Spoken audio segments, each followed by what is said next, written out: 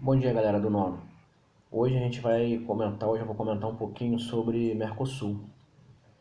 E o Mercosul ele foi criado a partir de 85, sendo chamado de Mercado Comum do Sul, no Tratado de Assunção em 1991, fundado por Argentina, Brasil, Paraguai e Uruguai.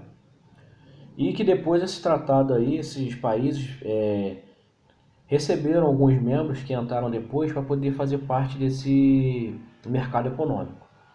Porém, esses países que entraram depois são somente membros associados, não são membros permanentes.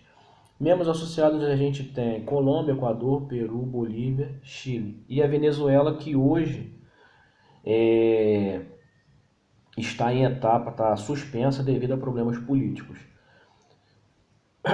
Porém, esses países eles fazem parte de alguns acordos, porém eles não ratificaram, eles não assinaram a permanência deles.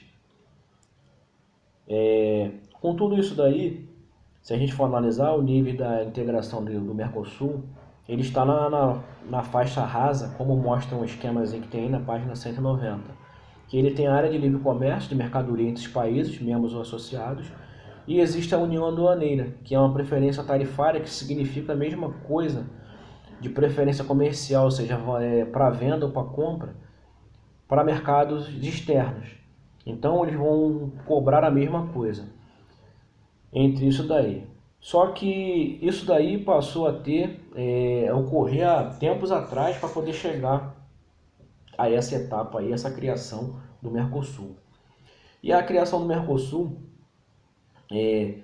teve algumas vantagens a partir desde a época do início lá da década de 80, onde teve o chamado Cone Sul, entre onde Brasil e Argentina tiveram algumas conversas e tiveram, devido a essa proximidade geográfica que facilitava isso daí, e identificação para a integração disso daí. Logo depois eles chamaram o Uruguai e o Paraguai, que foi chamado para conversar. Então tiveram algumas vantagens, algumas características peculiares nisso daí, que foi a proximidade geográfica, a mesma base de ibérica de colonização, Brasil, Portugal e Espanha, que são da Península Ibérica, a existência de um comércio entre esses membros.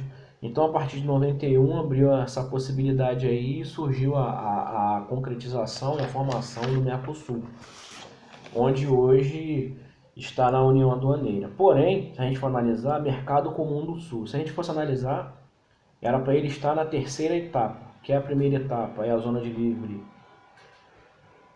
comércio, a segunda etapa é a União Aduaneira, a terceira etapa é o mercado comum, ou seja, que é a livre circulação de bens, serviços e pessoas entre os membros do bloco. Porém, é muito comum o Brasil estar na União Aduaneira, que é uma tarifa externa comum para cada tipo de produto criado nessa União Aduaneira, para que os países possam vender e comercializar aí. Visando isso daí,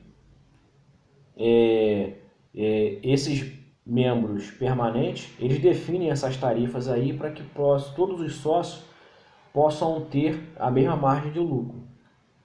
Então eles têm aí, entre eles aí, o percentual tarifário, às vezes é muito baixo, muito alto, a taxa é muito elevada, configura em barreiras tarifárias. Então tem esse acordo, tudo de venda, de compra, de tarifas entre esses países aí. Agora nos países associados, nos membros associados, eles vão eliminar essas barreiras de tarifárias entre os membros associados. Por exemplo, o Brasil com o Chile, a Argentina com o Chile, vão ter essas tarifas reduzidas ou eliminadas para poder ter a comercialização desse produto dentro desse bloco aí.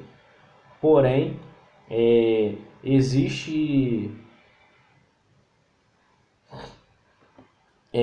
algumas já dificuldades da implementação da União Aduaneira, que é a zona de livre comércio, por exemplo, para a criação de empresas, tanto no Brasil quanto no Chile, em relação ao Brasil e Argentina. Então tem uma diferenciação nisso daí.